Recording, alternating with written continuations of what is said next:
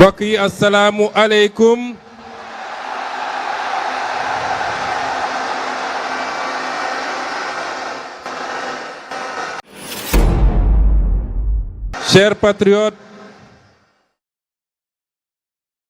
Chers patriotes, militantes et militants, sympathisantes et sympathisantes, ñu ngi leen di nuyu kenn ku nekk ci turam ak santam, di leen jaajëfal, di leen delloo njukkal ci seen taxawaay. jaare ci yéen di nuyu mboolem seen sénégalais yi nga xam ne ak kurul sénégalais sax ñoo ngi toog seen kër waaye jàkkaarloog ndaje mu am solo mi nga xam ne mooy clôturer suñu premier congrès ordinaire bi ñu tàmbalee démb, mën naa wax sax barki démb, ak fusion bi te dëkk war koo tëj ci daje bii nga xam ne moom la ñu am tey. mbokk yi, Pastef est avant tout une idée et on n'assassine pas une idée. On ne tue pas une idée. li nga xam ne pas-pas la nekk ci xolu nit ñi seeni xalaat di ko jëmmal, loolu kenn mënu ko suul. wax jeey bëri, pexe yeey bëri, waaye lu ñu def rek mu yokk doole Pastef, parce que Pastef c'est plus qu'un parti politique. C'est une idée mouvante, c'est une doctrine, c'est une conviction forte qui bat dans le cœur de millions de Sénégalais, de la majorité des Sénégalais, mais qui aujourd'hui transcende les frontières du Sénégal pour battre dans les cœurs de millions d'Africains. C'est ça Pastef. moo tax kenn mënu koo pexel. cooley bëri, pexe yi bëri, waaye kenn mënul fexe ba suul Pastef. Pastef, c'est le don de soi pour la patrie. moo tax lii ngeen def mennum Pastef moo ko mën ci géewu Sénégal. lii ngeen def néew na ko mën a def ci géew politique Afrique wala àdduna. mbokk wi idée yooyu, idée boobu ak conviction boobu tey mooy wéyal yoonam. dañu war a xam ni révolution boo gis dafa am yoon bu muy jaar. ku wax yoon nag gis léeg-léeg xam ne ci, léeg-léeg nga fekk ci benn obstacle, léeg-léeg sax nga fekk ci loo xam ne faw nga wiiri génnaat fa nga bëgg a génn. waaye li am solo mooy à la fin du voyage que l'objectif soit atteint. Et nous sommes dans ce voyage. kon damay njëkk a gërëm, vous me permettrez avant tout de remercier tous nos hôtes étrangers, dont certains sont encore à Dakar, certains sont ici dans ce stade, de les remercier d'avoir fait le déplacement pour venir répondre à l'appel de Pastef. C'est des partis frères, des partis amis avec lesquels Pastef noue une relation qu'on voudrait étendre progressivement dans tous les pays d'Afrique pour que le courant de pensée que nous incarnons, un courant de pensée souverainiste, patriotique, qui n'est pas exclusif des autres, mais qui pense d'abord aux intérêts du Sénégal et aux intérêts de chacun de nos pays, que ce courant de pensée puisse prospérer, s'aimer et se répartir dans tout le continent. Chers représentants de vos partis respectifs, permettez-moi au nom de Pastef, dont vous voyez une illustration aujourd'hui, de vous dire merci et de vous souhaiter un bon retour chez vous. ma pare ñooñu ma gërëm l'ensemble du peuple sénégalais, parce que politique dafa am parti politique ak ñi ca bokk. ñi fi nekk ñépp waa Pastef lañu, waaye am ñoo xam ne du ñu jënd carte politique, du ñu jënd carte parti politique, bokkuñu ci parti, waaye seen xol mën na faral parti boobu wala leader boobu. loolu la ñuy wax sympathisant. ñoom ñépp ñu ngi leen di boole, di leen gërëm, di leen jaajëfal, ndax seen taxawaay bokk na ci li tax tey pexe bu ñu sos jëmale ko ci Pastef mu na sax. ma teg ci nag sama jàmbaar yi sama jàmbaar yoo xam ne Sénégal amul seen fay man mi di wax ak yow awma seen fay mooy les militantes et les militants de Pastef que vous êtes dama bëgg ngeen tàccu seen bopp ndax seen taxawaay moo réhabiliter la politique au Sénégal demoon nañu ba ñépp ñàkk yaakaar ci politique koo wax mu ne la politique buñ ma joxul duma def ndax politicien jaru ko buñ ma joxul duma génn balaa may déplacé wu nañ ma jox 2500 ak t-shirt ak lu demee noonu waaye yéen ci seen taxawaay yéen a jëmmalaat politique ñu xam ni engagement politique c'est s'engager pour soi-même parce que c'est pour s'engager pour sa nation c'est s'engager pour son peuple c'est s'engager pour son avenir et l'avenir de ses enfants de ses petits-enfants man damay anorgueilliru saa su ne dellu sant yàlla ne li ma am ci militant fii ci Pastef te nag yéen a ma boole gaay yi yéen militant Pastef yéen a ma boole gaay yi li ma gaay yi iñaane du man sama jëmu bopp de waaye qualité militant yi ñu yàlla jox moom lañ ñu iñaane kon coow li yépp leen la léeg-léeg sax ma ne est-ce que de temps en temps bu ñu xewlee du ma leen abal quelques militants Pastef ngir ñu may ma jàmm tuuti yéenay problème bi kon ñu ngi leen di féliciter vous les militants de Pastef commencez ko par les 533 sections communales yi nga xam ne teew si nañu ñoo jox congrès bi sa forme institutionnelle bawoo ci fépp ci Sénégal ak les cellules yi nga xam ne ñooyu diaspora bi ñoom laay jiital ci ngërëm gi di leen féliciter teg ci nag mboolem seen militants yi coordination départementale yi section communale yi les cellules dans tous les quartiers dans tous les villages du Sénégal ñi nga xam ne ñoo nekk au niveau central le bureau politique le conseil national le COMEX les secrétariats ñoom ñépp seen taxawaay rafet na c'est vous qui faites Pastef c'est vous qui faites la fierté de Pastef kon ñu ngi leen di gërëm waaye di yokk ngërëm gi nag ci bi ngeen jëlee seen confiance teg ko ci suñu jëmm gu néew maa ngi leen di remercier te xam ni je mesure pleinement du caagee ne rek parti bi biñ ko créé ba léegi man maa ko jiite woon que lii dafa waroon doon formalité déedéet ndénkaane la ci yàlla wax ndénkaane du lu tuuti moo tax li ngeen def démb à l'unanimité mooy 100% ngeen jël ko muy confiance bu ngeen renouveler ci sama jëmm lu rëy rëy la ci man ma jël l'engagement solennel ici jëlati ko fii ni duñu toog ba ngeen ne Ousmane Sonko trahir na les idéaux et les principes du parti loolu du musa am parce que du suñu gëm-gëm du suñu yar du suñu cosaan ak suñu aada du suñu xeet amul lenn loo xam ne nangu na loolu nit bu ngor jógee ci yow dara desu fi bu ngor jógee ci yow dara desu fi waaye ngor sax yomb na dañuy wax bu gore jógee ci yow dara desu fi kon àdduna du dox bu yàgg naa leen wax ni bàyyi politique moo ma gënal war na jeeg ay militantes ay militants ay sympathisantes ay sympathisants ñu ne kii daf ñoo wor par rapport ak li ñu waxante woon mën na am ay problème ay jafe-jafe mooy nit bëggoon na lii amu ko mu jàpp ni président parti bi moo ko joxul waaye loolu du ci principe bu parti li may wax mooy li nga xam ne moo tax ñu daje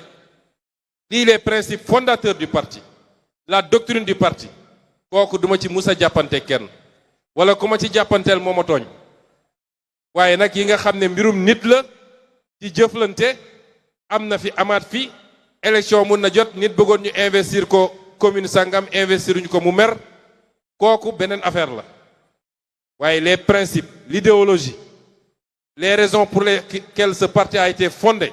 pour lesquelles on s'est battu man Ousmane Sonko duma ci musa trahir kenn bu soobee yàlla.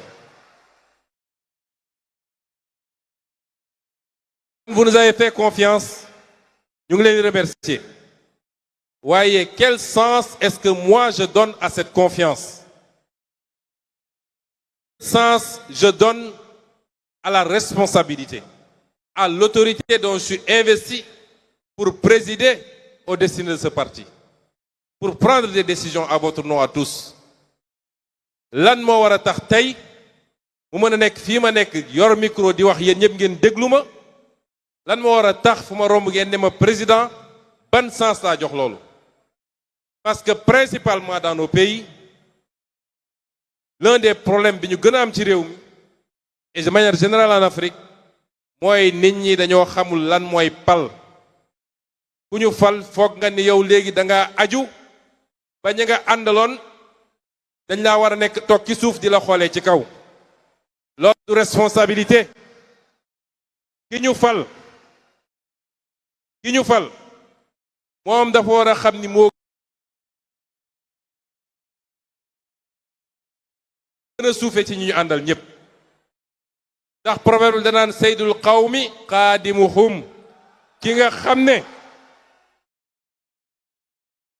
ne moom la ñu jël ne ko yow ñëpp daje nañu xool ni yaa ñu doy ñu jiital la yow yaay le serviteur waroo xaar ñu servir la kon responsabilité bi du lu ñuy diir mbagg du tax ñu yëkkati mbagg du lu wàll tax ñu teg suñu bopp fu ñu nekkut waaye dafa war a commander beaucoup plus d'humilité encore d'être à l'écoute de chacun et de chacune d'entre vous xam ni yéen a ma gën yéen ñi ma tànn wóolu ma te mu leer ma ni ñu bari ci yéen ñoo ma gën ñu bari ci yéen ñoo ma gën a baax ay qualité ñu bari ci yéen ñoo ma ëpp xam-xam ñu bari ci yéen ñoo ma gën baax parcours kon nit buñ la jiitalee xamal ni sa première responsabilité mooy nga wàcce sa bopp. man de bu dul woon li ngeen di insisté yéen seen bopp ci mbirum sécurité su may génn sax duma ànd ak garde du corps ci biir nit ñi laay nekk dëkk ci biir nit ñi di jëflanteeg nit ñi kon xam leen ni je suis votre serviteur. ci lan laa ni servir pas ci sama bëgg-bëgg bopp waaye li nga xam ne moo ñu dajale fii ñun ñëpp dañoo dox ba daje ñii Matam lañu dëkk ñii Kédougou ñii Kolda ñii Ziguinchor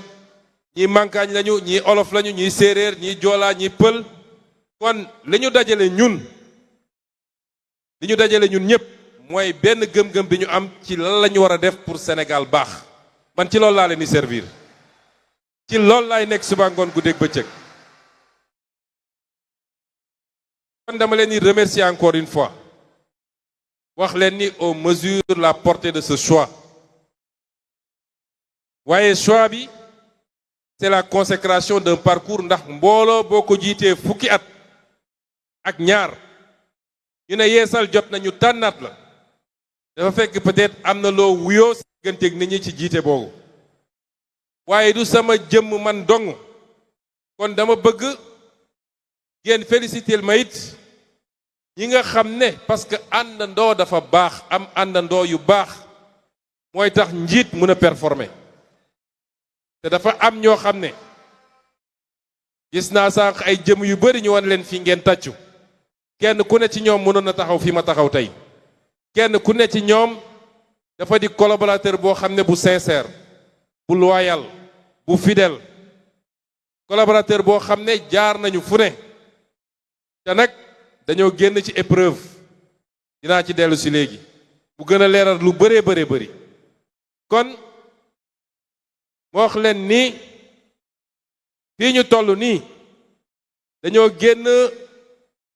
jóge ci li ma tuddee la première phase de la clarification mbokk yi politique ak xel ñoo ànd politique ak xel ñoo ànd.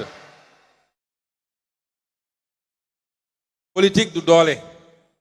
doole baax na ci tuuti te yéenay suñu doole. waaye doole gu ànd ak xel mënul am résultat. dama leen wax ni lancé woon nañu la phase de clarification à partir du 8 juillet 2025 mooy keroog bi ma toogee King Fahd am lu ma njëkk a junju ci li nga xam ne ñu ngi ko doon ruumandaat di ko togg te muy woon musiba si ñun. boo ko njëkkee wax defe naa ñu bëri ci yéen comprendre ñu woon. amaana sax bëri na ñoo xam ne man la ñu sànni woon xeer bi ne Pros lu muy wax nii Pros dafa yàkkamti Pros nii ak nii boobu man gis naa lu ñu bëri gisul xam naa lu ñu bëri xamul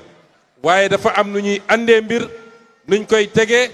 fuñ koy jaare ba egg ci fañ ci war a egg. keroog bu ñuy dëgmal le grand rassemblement du 8 novembre dama leen ne il y aura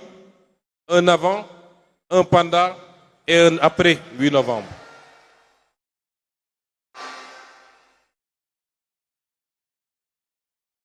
kii est-ce que seede ngeen yéen ñëpp tey jii ni il y a eu un avant, un pendant et un après 8 novembre.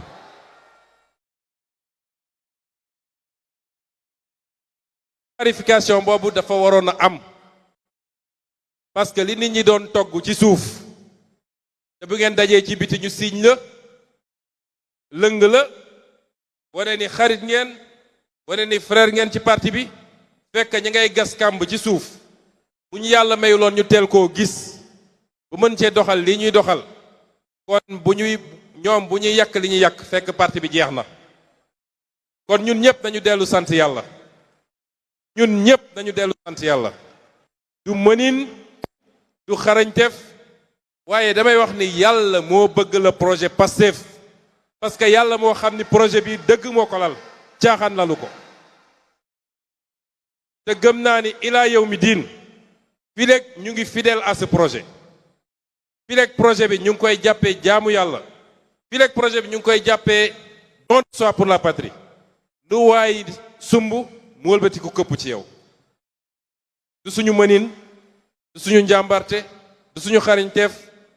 mais yàlla du seetaan yàqte jël le dessus ci li nga xam ne mooy dëgg. tey nee naa première phase de la clarification bi génn nañ ci lan mooy résultat bi. résultat bi mooy bëri na ci ñun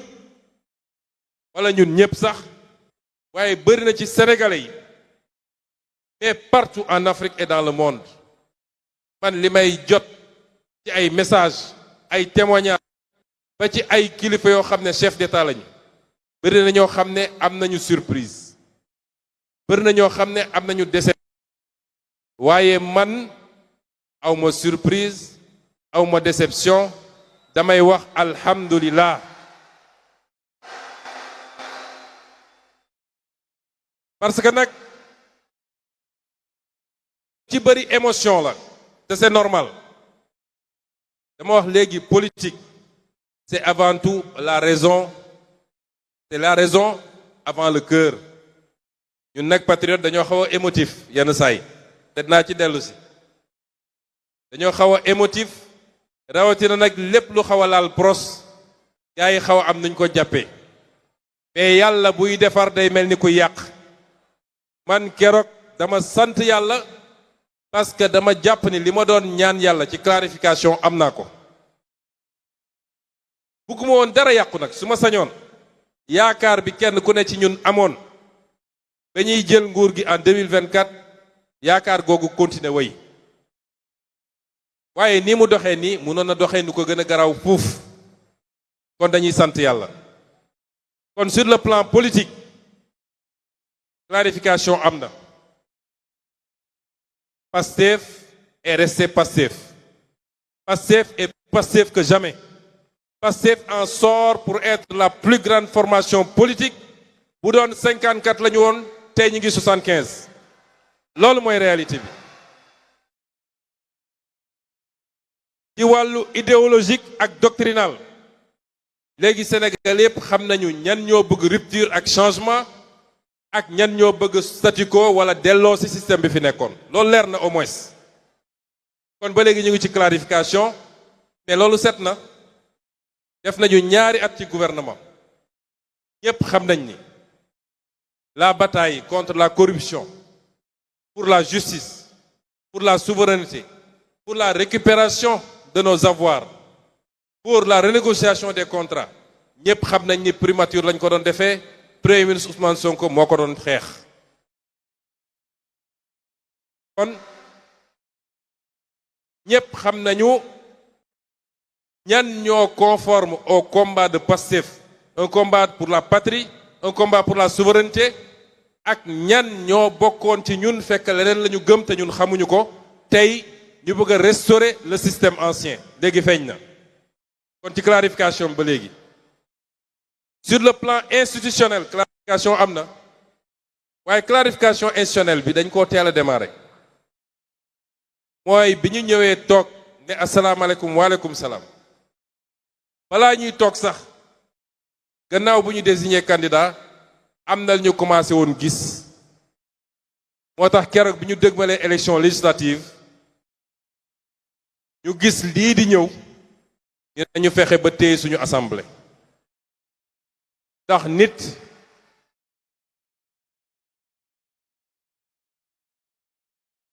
ne nañu fexe ba téye suñu assemblée ay suñu téewuloon assemblée bi ci jamono jii ay bu ñu loolu rëccoon ñu ne kon yàkkale dafa am fu mu yem yàkkale dafa am fu mu yem lu ko may rek nga fanaane fande yow ak sa njaboot kon nañu fexe ba am lu ñu téye te amul cër bu gën a central buy que assemblée nationale cim réew looloo tax ñu def li ñu def yàlla jàppale ñu ci militants yi takk seen digg ñu wëraat Sénégal yàlla jox ñu lii mu ñu jox kon assemblée bi tey bokk na ci clarification bi nga xam ne door nañ ko fekk coow amagul kon clarification institutionnelle am na ñu dox nag ba léegi camp yi leer na ku nekk taxaw fi nga taxaw ba bëgg a wax sénégalais yi nit ñi nga xam ne ñooy les marchands des crises ñi nga xam ne crise dañuy dunde crise moo tax ñuy jot ay financement crise moo tax ñuy dund crise moo tax ñu mën leen recevoir palais kuy génn yóbbaale sab enveloppe ñooñ ñoo bëgg a gëmloo sénégalais ni crise am na crise amu fi il n'y a aucune crise institutionnelle au Sénégal il n'y a pas de crise configuration politique bi am Sénégal yàgg na am fene ci àdduna te bal tàkkul coow amul c'est le peuple qui a choisi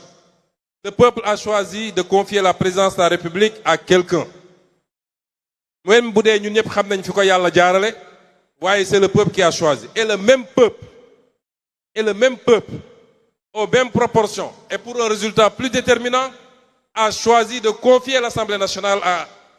quelqu'un d'autre ou à un autre groupe kon ban crise moo fi mun a am constitution ak loi yi ne lii mooy cëru exécutif lii mooy cëru législatif ku nekk war a doxal li ngay doxal yemale ko ci loolu mu yem ci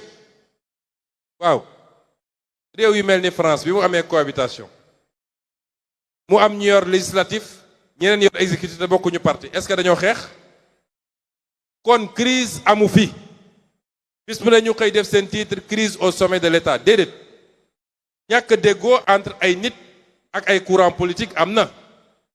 mais ni l'État du Sénégal ni les institutions ni l'État du Sénégal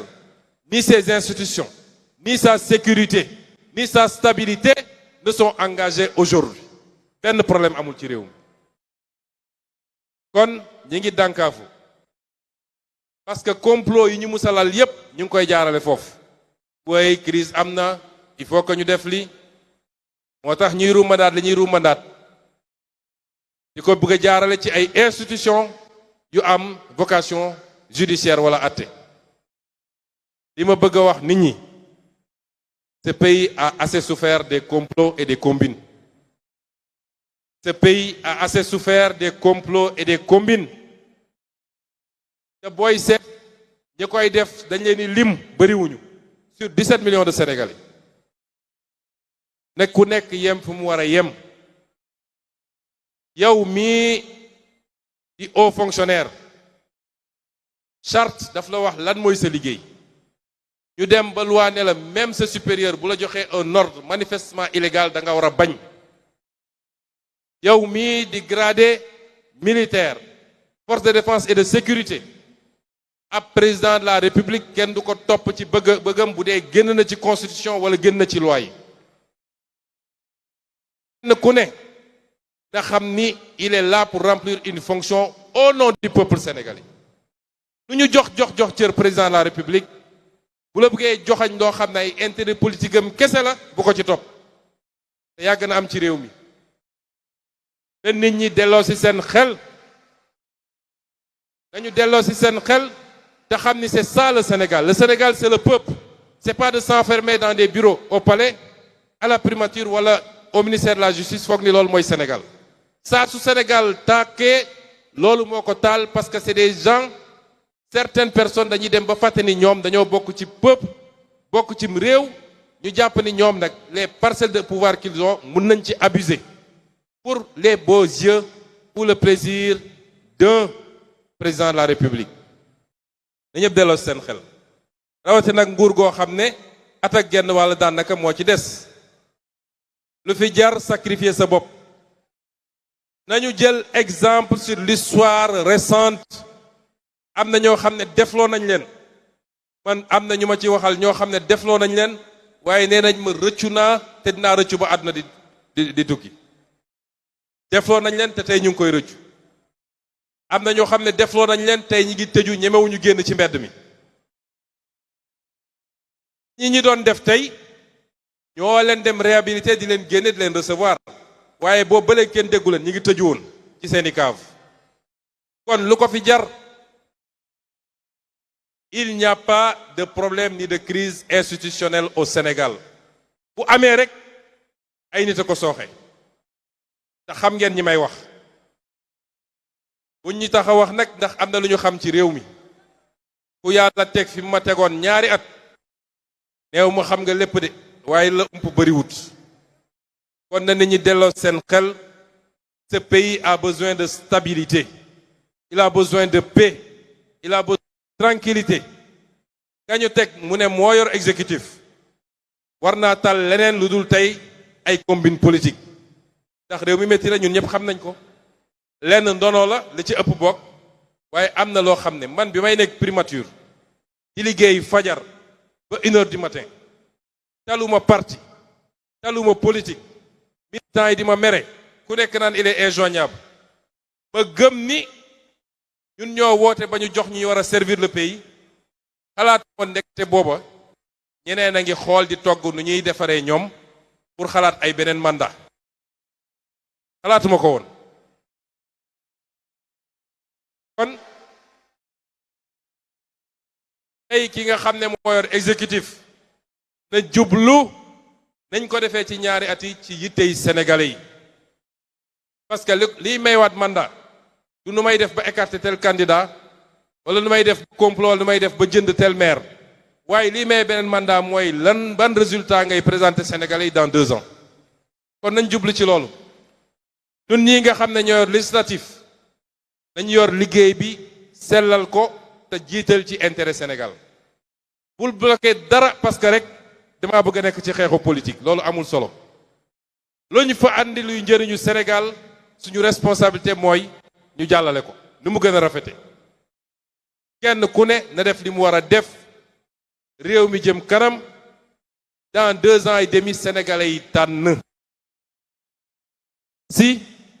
et que cette fois-ci ñu créer toutes les conditions pour que les Sénégalais puissent choisir il est temps que les Sénégalais choisissent depuis longtemps les Sénégalais n'ont pas longtemps peuple boo xam ñëpp jàpp nañ ne li ëpp ci peuple bi kii la bëgg nga ne kooku dama ko bàyyi fu mu taxawee ci kanam peuple bi ñu choisir ko loolu dafa war a jeex Sénégal ñun Pastef amul adversaire bu ñu ragal ku nekk Sénégal ak ku nekk bitim réew dañu ñëw ñëpp teg seen candidature élection yi jaar yoon de manière transparente ku ci wóolu boppam mu ñëw samp ndëndëm au soir de l'élection ñu ne kan moo gagné te ñun xam nañ ni incha allah Pastef lay doon kon loolu rek la moo fi nekk. pare nañu deuxième phase de clarification première phase de clarification ñu war a jublu nag ci deuxième bi mooy la clarification électorale ndax ñi ngi dëgmal élection locale en janvier 2027 incha allah dëgmal élection présidentielle en février 2029 incha allah kon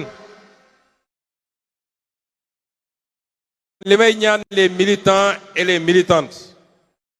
d'abord ma def benn précision Pastef du d'accord report élection locale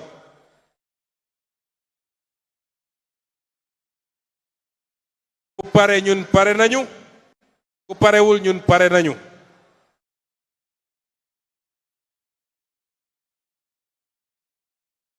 dama fàttali nag ma fàttali ni fii au Sénégal kenn mënu fee reporter élection te jaarale ko Assemblée nationale ñu voter une loi d'habilitation mënul ne kon le président de la République signé décret bi moo gën yéexal bi amul solo gone gu dem ba wóolu ay dooleem lamb gaa ngi nii bu ñu siflee ñëwal nga bëre amul may leen ma defarwaat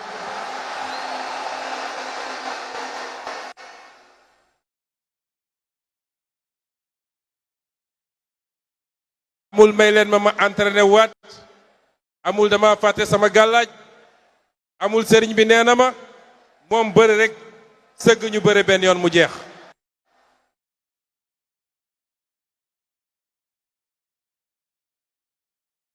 kon en perspective de ces élections may wax militants yi ak militantes yi li ma leen di njëkk a ñaan mooy organisation nañu organiser wu nañu dellu si ci esprit Pastef amaana bëri nañu fi nekk ak ñu nekkat feneen kenn ku ne jàpp na ni sama gox man maa war a nekk le prochain maire jarul xëccoo démb validé nañu la charte des élections nañu ànd ak jiital l'intérêt du parti muy benn nekk maire ce n'est ni le début ni la fin d'une vie man nekkoon naa maire nit mun nga bàyyil sa morom yàlla ubbil la lu ëpp maire fuuf li ma leen di sant it mooy na ngeen continuer nekk des militants et des militantes ouverts yaatal parti bi parce que sénégalais yépp wax naa ko waxaat ko am nañu cofeel ci Pastef te bëgg nañ ñëw bu leen tëj bunt yi ñépp xaj nañ ci ñetteel bi mooy ñu xam ni parti politique bu mel ni Pastef idéologie bi muy doxee c'est pas un parti qui vit au rythme des élections élection étape la rek mais d'une élection à une autre élection il y a plus important que ça kon nañu dellu sur les fondamentaux du parti loolu am na ci solo ma dénk leen nit yi nga xam ne mooy orientation globale yi au-delà des élections là je parle aux militants aux militantes rawatina ndaw ñi jeunes yi rawatina jeunes yi yéen les jeunes bala may wax dama bëgg ngeen tàccu seen bopp vous êtes formidables tàccu leen seen bopp bu baax parce que vous êtes formidables ñaari at ñu bokk ci gestion nguur gi dafa am lu ma ci nemmeeku vous savez l'exercice du pouvoir est très délicat pouvoir munoo ko yor te de temps en temps ba ci sa njaboot sax doo poser acte boo xam ne amaana du neex Masamba wala Mademba moo tax ñoom seen préoccupation bi gënoon a rëy mooy est-ce que Sonko digganteem ak jeunesse bi yàqu na est-ce que ndaw ñi mere nañ ko. Tous les prétextes ont été bons bu ñu nee fii ambulant mënu fee taxaw ñu dem ne leen gis ngeen waa ji bëggu leen bu ñu nee problème am na université ñu dem essayer wëlbati étudiants yi parce que seen obsession mooy nañu fexe bañ na Sonko digganteem ak ndaw ñi yàqu na mooy seen obsession kon yéen ndaw ñi li ma leen di ñaan Pastef est devenu un parti mature. C'est le parti le plus complet au Sénégal. Toutes les lignes coché nañ ko. Parti bu eggee foofu nag dafa war a doon un parti modèle. Dafa war a doon un parti boo xam ne du yomba jàmm ci attitude ñi ko bokk ci seen comportement ci seen kàddu parti bi dafa war a fexe ba doon un parti exemplaire. Parce que benn yi nga xam ne ba léegi dañuy am appréhension kenn ku ne su ñun suy wax day jàpp ni kilifa diine nga koy déglu maga nga koy déglu xale bu ndaw a ndaw mi ngi koy déglu kon ñun dañu war a xool nu ñuy waxeek nit ñi moo tax bu leen topp Pastefu 2021 du Pastefu 2026 kon yenn kàddu yi ñun nañ ci génn parce que ñooy parti majoritaire les colibés les insultes les injures jël nit utal ko tur di ko tuddee yooyu yëpp ça ne grandit pas Pastef ñun weesu nañu loolu Pastef est un parti d'idées un parti de savoir un parti de science un parti de programme je veux que ngeen déglu ma bu baax la jeunesse léegi rek bi may génn ci oto bi dégg naa ay slogan mais yéen ëpp ngeen loolu léegi yéen ëpp ngeen loolu la jeunesse du parti ëpp ngeen ay slogan ak ay tur yu ñuy tuddee nit lépp loo xam ne day doon lu njaga suñuy teg ci nit bàyyi leen ko wane leen ni vous êtes une jeunesse bien forte une jeunesse intelligente une jeunesse intellectuelle une jeunesse citoyenne wane leen ni li ñu woote ci li war a jëmale réew mi kanam yéen a ngi koy incarté c'est ça que je veux désormais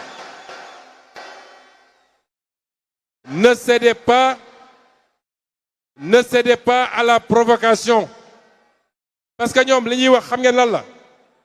dañ naan ndaw Pastef ku neex a booleeg sénégalais yi la ku neex a booleeg àdduna la ku xëy naan kafeem rek xaw a am lu ñagas sum wax ci Ousmane Sonko rek ndaw ñépp topp ci ñun dépassé nañu loolu yonent moo ñu gën fuuf te dégg na lu ne waaye lu ñu yëkkati rek ci ñun loolu day wëlbati ku nekk avantage ci ñun kon li ma leen di ñaan parce que déglu leen ma bu baax dama xam seen stratégie xam li ñuy togg te lépp lu ñu def suba ba ngoon jot yàlla may nañu mu egsi ci ñun la ñuy togg mooy fexe ba li fi amoon diggante 2021 ak 2024 ñu defaat ko dañuy fexe mooy ñoom li ñu bëgg mooy génne àlli ci bëtu àdduna yépp ni Pastef parti fitna la parti xuloo la parti saaga la parti xeex la moo tax ñu leen di provoquer ils vont rester dans la provocation dañu fay ay nit ne leen saa yoo xëyee waxal lu ñaaw ci Ousmane Sonko dañu fay ay nit ne leen provoquer leen bu ko defee xale Pastef bu réagir ñu ne dem leen jàpp ko parce que moo wax diw lii moo wax diw lële Pastef moo mag loolu ne tombez pas dans ce piège li ma leen sant mooy rester dans le travail de massification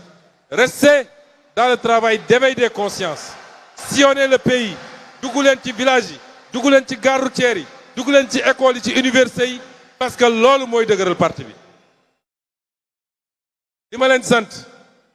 j'ai sorti 2 ou 3 instructions ku xam parti bi xam dañoo bëgg a changer complètement génne naa instruction ne leen 1 million de cartes de membres démb lancé nañu placement carte de membre yi bëgg naa ñu am lu ëpp 1 million fuuf jël leen carte de membre yi les Sénégalais vous attendent ils demandent ces cartes de membre là dem leen ngeen placer ko nee nañ leen dañoo bëgg ngeen taxawal 10 000 cellules à travers le Sénégal à travers les 553 communes à travers les villages dem leen ngeen taxawal cellules yooyu ñoom amuñu potentiel bi ñu am ñoom ndaw topp leen intellectuel topp leen diaspora topp leen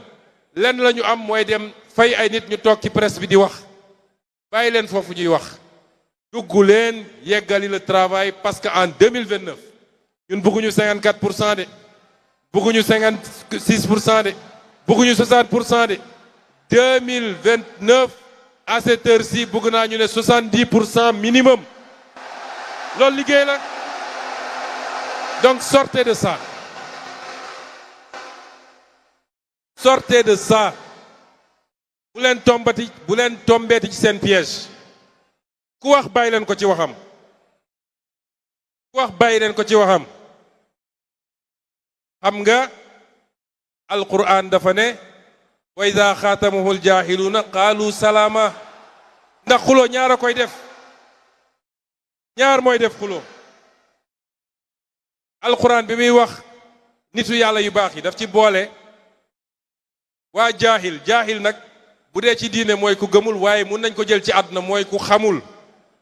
ñi nga xam ne nag xamuñu mënuñu kenn dégluwu leen kenn topp leen kooku bu ñëwee di tongoo nee ko salaam man awma sa jot ndax ñun ñoo takk càq bi ñun waa Pastef bu ngeen xam ni mbir mi bu yàqoo rek ñun la yàqool Pastef ñoom nag dañoo toll ci suñu mënul lekk ci cere gi dañu fexe ba xajamal ko dañ ci sotti suuf bu leen topp ci loolu j'insiste beaucoup sur ça parce que ça me fait très mal chaque jour su ma xëyee ñu ne jàpp nañu tel militant de Pastef parce que wax na lu mu warut a wax ñaata yoon laa leen wax ni jaru ko ça n'apporte rien à la cause et au combat da ca des lu tuuti la nañu muñ te jublu ci liggéey bi 10 000 cellules à travers le pays 1 million de cartes de membres waaye leneen lu ma leen di sant da ngeen bindu te inciter les jeunes ñu bindu ci liste électorale yi bindu leen parce que am cofeel ci Ousmane Sonko am cofeel ci parti bi teew bindu woo amul njëriñ kon nañu gën a góorgóorlu ci yooyu mbokk yi Pastef est le plus grand parti du Sénégal par la volonté de Dieu lii ñu toll nii yépp ñu ngi ci yoon bi génn guñu ci yoon bi yàlla may na ñu xeex 10 ans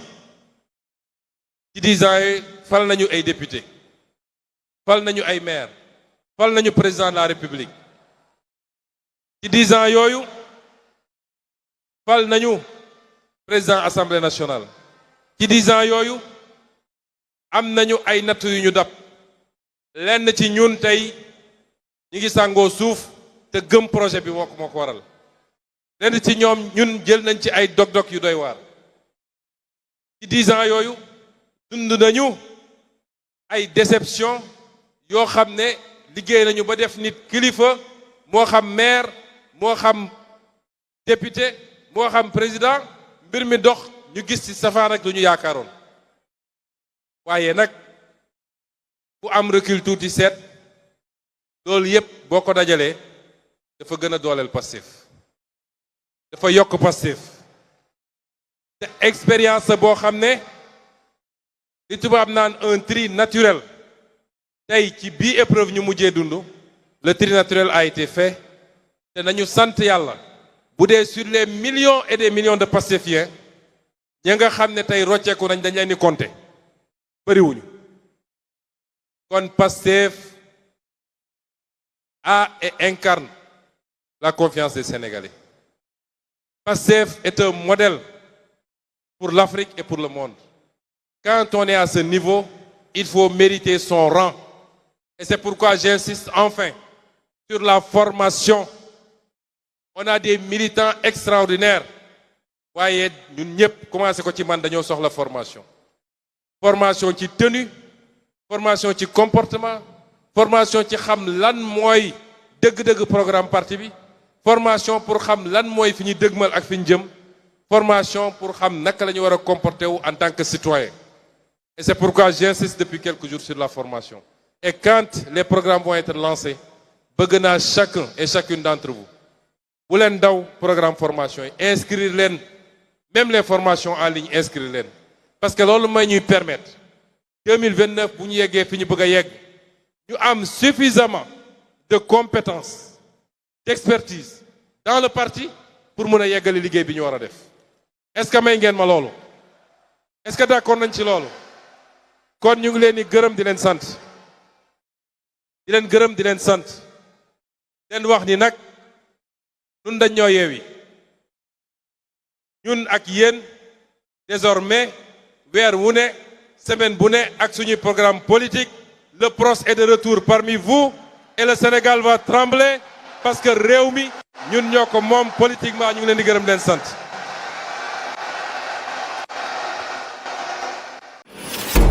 di leen jaajëfal ñi nga xamante ne ñoo doon topp ci chaîne YouTube bi di leen wax ngeen gën a abonné ngeen gën a partagé tey like parce que loolu daf ñuy yokk doole.